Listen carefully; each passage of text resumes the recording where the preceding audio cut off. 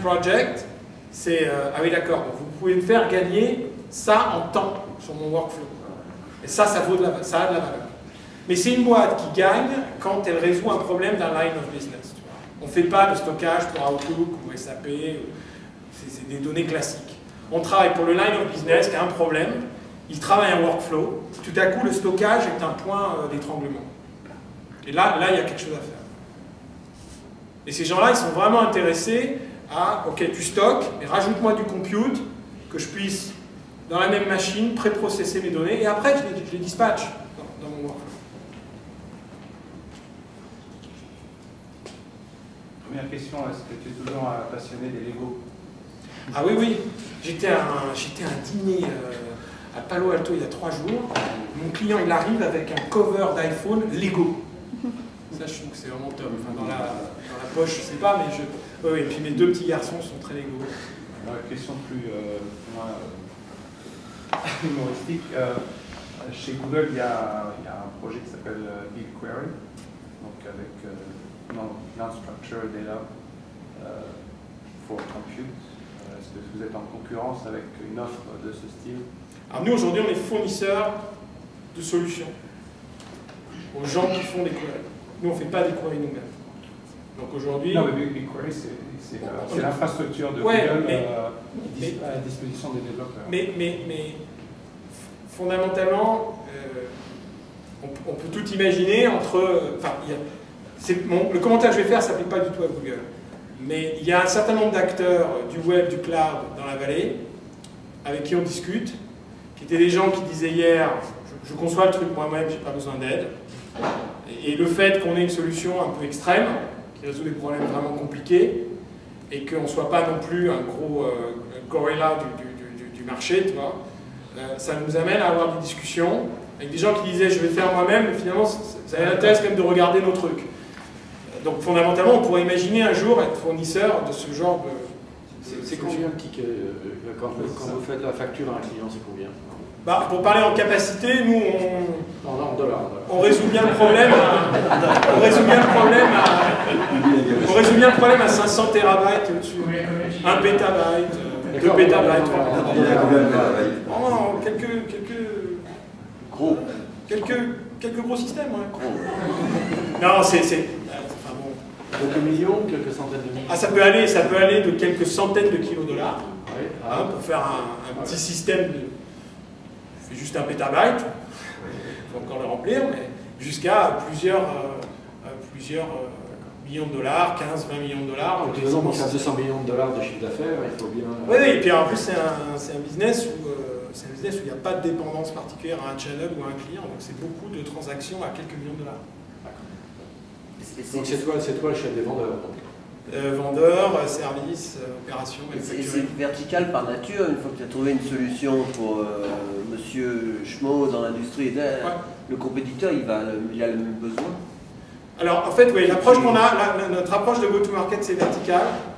Moi j'ai toujours cru à ça, parce que je crois qu'il faut essayer de résoudre les problèmes des clients. Si tu veux vendre de la valeur. On ne vend pas la boîte de stockage, bon ok tu fais combien au rabais, nos ingénieurs ils participent à résoudre un problème. Donc moi je veux garder ça pour 2 raisons. La première c'est ce que tu décris, c'est-à-dire qu'une fois que tu as bien compris comment tu résous un problème, bah, tu dupliques.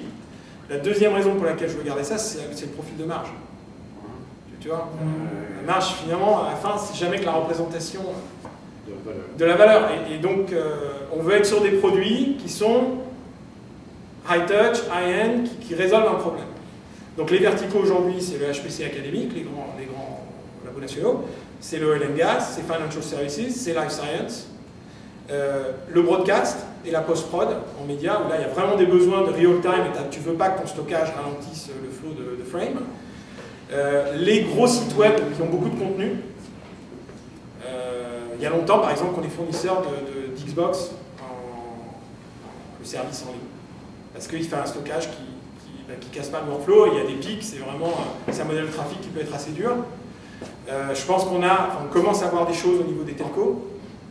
Je vais m'assurer qu'on aille voir.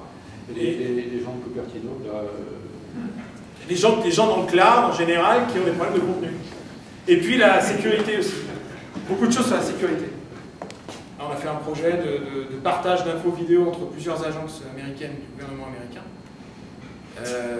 Ça, c'est de données non structurées lourdes. Si en plus, il faut... c'est très compliqué de partager cette ressource, alors que tout le monde cherche des infos différentes. Bon, on leur a fait une espèce de cloud privé, avec un stockage en mode objet, super efficace, super performant, et ils peuvent partager leur contenu. Donc il y a beaucoup de choses aussi de ce côté-là. La sécurité nationale. Comment est-ce que vous vous différenciez par rapport aux architectures soi-disant infinitely scalable du style Hadoop ou DynamoDB d'Amazon? Eh bien, on est en train de regarder à faire. Aujourd'hui, fondamentalement, c'est une boîte de scale-up, c'est la plus grosse machine possible. On a une offre de scale-out, tu rajoutes des machines pour augmenter ta capacité. Et notre proposition de valeur, c'est que tu n'as pas besoin de choisir cette bifurcation au départ. On peut basculer de l'un à l'autre. Maintenant, ce qu'on est en train de rajouter, c'est si tu mets un Hadoop Store au-dessus, comment ça... Est-ce que ça fonctionne mieux que les autres trucs? Donc là, c'est un truc qu'on est vraiment en train de développer. On n'a pas encore sorti l'offre. C'est un truc pour cette année où on regarde, en fait, on joue sur deux choses. D'abord, le côté très performant de nos clusters, mais on a aussi une solution de stockage en mode objet. Et qui est vraiment intéressante pour faire des choses très distribuées. Mais pour nous, ce qui est important, c'est de partir du use case. C'est-à-dire prendre ma boîte de stockage, mettre une petite couche Hadoop, puisque de toute façon j'ai du processing dispo dans la boîte, repeindre et dire ça y est, j'ai ma Hadoop Appliance, ça ne va pas faire monter mes revenus. Vu que de toute façon aujourd'hui on n'est pas la boîte de stockage la plus connue du marché, sur le plan marketing, valo de la boîte, ça ne va pas changer notre vie. Donc ce qui nous intéresse, c'est Hadoop, pourquoi pas, mais quel problème on va résoudre pour nos clients. Et c'est ça sur quoi on bosse maintenant. Est-ce que vous considérez la société Isilon comme un concurrent? Alors, le haut de gamme d'Isilon touche notre bas de gamme. Donc, Isilon, c'est une boîte... Non, mais c'est comme ça. Ça dépend de la taille des problèmes que tu résous. Isilon, c'est une solution de scale out. Donc, tu prends une boîte et t'en rajoutes plein, et tout ensemble, elles font du super boulot. Nous, ce qu'on dit, c'est qu'il y a un moment où elles font du moins bon boulot que si on mettait une meilleure boîte. Mais c'est un concurrent, c'est absolument un concurrent. Ils ont d'ailleurs fait c'est une boîte qui a fait un très beau travail de positionnement dans la dernière partie de son cycle de vie, parce qu'Isilon, ça a une vie assez compliquée. Mais ils ont un positionnement de simplicité d'utilisation du produit qui est vraiment remarquable. Et nous, on vend de la Ferrari du stockage, donc on regarde ça avec beaucoup d'intérêt parce que, ok, on résout des problèmes très complexes, mais on est une boîte d'experts. Eux, ils ont réussi à faire un truc très simple. Et ça, je pense, ça a une vraie valeur sur le marché. Ok, on va arrêter là. Enfin, on va arrêter là. C'est-à-dire que tu vas après te trouver à Sali ou là, etc. On a trouvé, c'est toi qui te dévoue pour reconduire. Oui, je te ramène. On a trouvé un chauffeur. Ah, c'est gentil. De qualité. Un petit souvenir, un petit souvenir de ton passage. Merci beaucoup. Merci de votre accord. Merci de votre accord.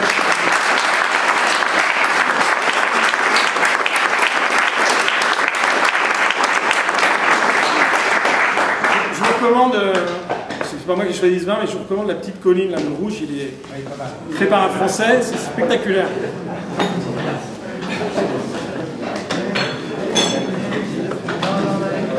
Félicitations.